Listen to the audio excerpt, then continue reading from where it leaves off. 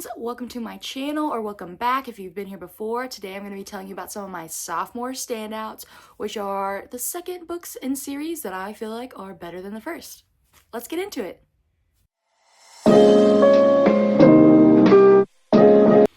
Up first, we have Heartless by Elsie Silver, which is the second book in the Chestnut Springs series. I liked Flawless. It was good. It was solid. Heartless blew it out of the water. Cade and Willa are everything. Single dad nanny, forced proximity. She is crazy. He is stoic. Grumpy sunshine. Luke is the cutest little boy ever. I devoured this book. It's everything. So good. Next, we have Unravel Me, which is the second book in the Shatter Me series. I feel like this series gets a lot of hate if you don't move past the first book. If you just get stuck on the first book, it's a little rough. Like, you don't know what's happening. The world isn't very developed, but that's the point because of the setting of the first book. Like, you're supposed to kind of be in the dark. And when you get to Unravel Me, the whole world explodes. All these things are happening. All these characters are developing. Your setting is growing. Aaron Warren Anderson comes into his own. It's everything. Juliet in this book is learning more about herself and continuing to experience exponential growth, and I ate it up. The interrogation scenes in this book are some of my all-time favorite in any book ever. Next, we have Juniper Hill by Devney Perry, which is the second book in the Eden series. Knox Eden is everything. I feel like I say that a lot about these characters. I don't care. It's true. This man. This book is Knox and Eden's story. It is forced proximity. She's moving into his guest house. She's a single mom. She's on the run. She's in hiding. He's a chef. He's grumpy. The line, "Mine's a night owl," lives in my head rent-free, and I will never be over it.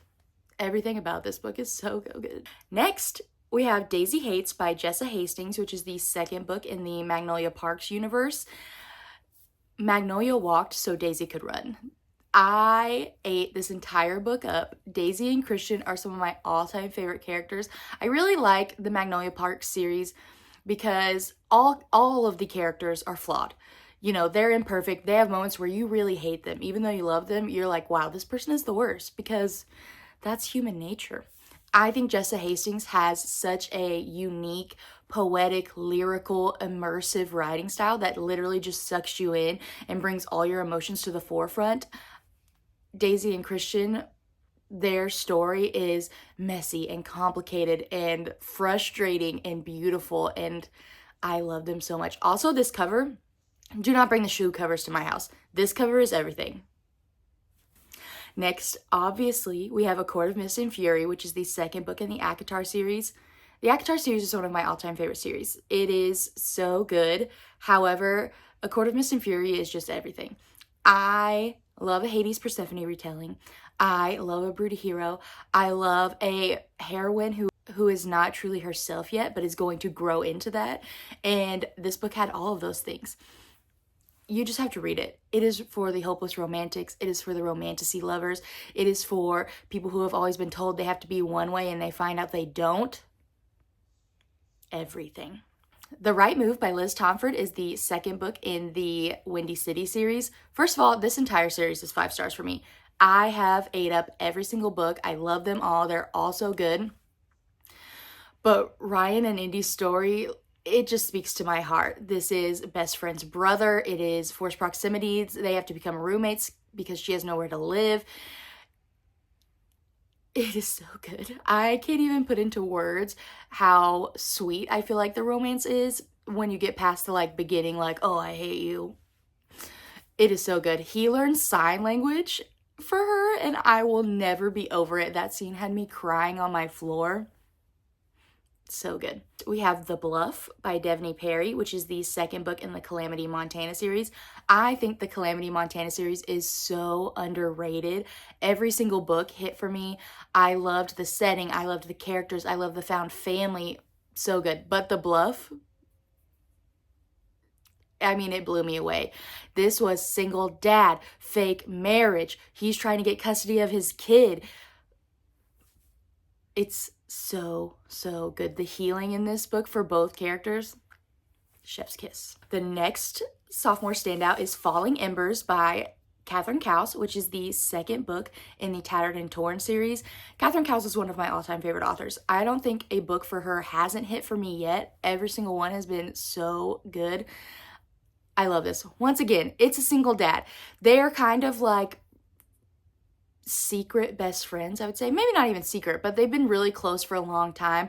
It's her brother's best friend. She kind of steps into the mothering, nannying role for his kids. She's an adrenaline junkie. They have a lot of trauma in their family based off events that the first book really covers. And her relationship with her mother is very strained. So you have all of these family dynamics, all of these traumatic outside experiences that are impacting these characters. Plus his ex-wife was freaking crazy. So you have that too. And it just hit for me. I love this book so much. Next, we have The Gilded Cage by Lynette Noni, which is the second book in the Prison Healer series. Again, this series is so underrated. I loved all three books, but the second book is my favorite. I loved the plot development. I loved the expansion of the world. I loved the twists and the turns. You kind of know this like secret that's going on that no one else knows, and you're diving into it and watching as everyone else uncovers it. So good. The cliffhanger in this one broke me. Next, we have Rebel Witch by Kristen Ciccarelli, which I think is how you say her name, but may not. Anyway, this is the second book in the Crimson Moth duology, and it was amazing. I read it in like 2 days. I devoured it. The tension and yearning and enemies to lovers of this book. She's a witch. He's a witch hunter. They had like a big reveal and a big like devastating moment at the end of the first book, and this picks up right from that. So good. Next is The Wicked King by Holly Black. The Cruel Prince is one of my all-time favorite book series. It is full of political intrigue and heists and spy work and enemies to lovers and true enemies to lovers. However, that's not like the main focus of the book. It's like the subplot. This book sets so many things in motion. The ending is devastating. You need to read it. Next, we have Blind Side by Candy Steiner. This is the second book in the Red Zone Rivals series, which is all about football players at this university. This is fake dating. She's the PR girl. He's the star. I mean, this is just amazing. I love them so much. Their love is so amazing. Clay and Gianna just are everything to me. I think you need to read this if you love sports romances and you love fake dating. Next is The Risk by Elle Kennedy, which is the second book in the Briar U series. This is Britta and Jake's series. Jake Connolly is the love of my life. The Risk is my favorite book out of the Briar U series. It is so good. You need to read it.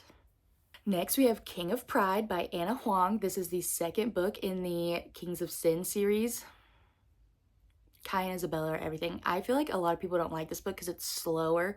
I don't care. I loved it. I ate it up. Kai is the love of my life. Isabella was such a fun main character. So good. Next, we have Defend the Dawn by Bridget Kimmerer. I think that is how you say her name. This is the second book in the Defy the Night series. This book was super interesting to me because the entire book takes place on a ship. Like, that's the only setting. They're like traveling between continents. And usually I feel like it's really hard to maintain a solid story when the setting is so stuck. Bridget pulled it off. This book is amazing. There's so many dynamics at play. The characters are growing. The romance is like yearning and tension filled, and you get point of views of previous characters that we didn't have that are starting to have bigger roles that really add to the depth of the story, and it is so good. Again, cliffhanger killed me. And the last sophomore standout I have today is Play With Me by Becca Mack, which is the second book in the Playing for Keeps series. This is a hockey romance of a professional hockey team, and really like one of the best found family in sports romances that I've read. I loved every single second of it. This is Jenny and Garrett's story, and it is brother's best friend. Neighbors, I think he lives above her and she lives below him. So basically neighbors to lovers. It's kind of tension filled at the beginning because she's like, oh, I hate him, but she really doesn't. It is laugh out loud funny. It killed me the entire time. I love a brother's best friend trope, and this one does it so well. And again, the found family, I love seeing how they all come together and how they love each other. This is a standout book. And those are just a few of my sophomore standouts. Let me know, would you add any books to this list? Have you read any of these? What are your thoughts? Don't forget to like, comment, and subscribe, and I'll see you guys soon.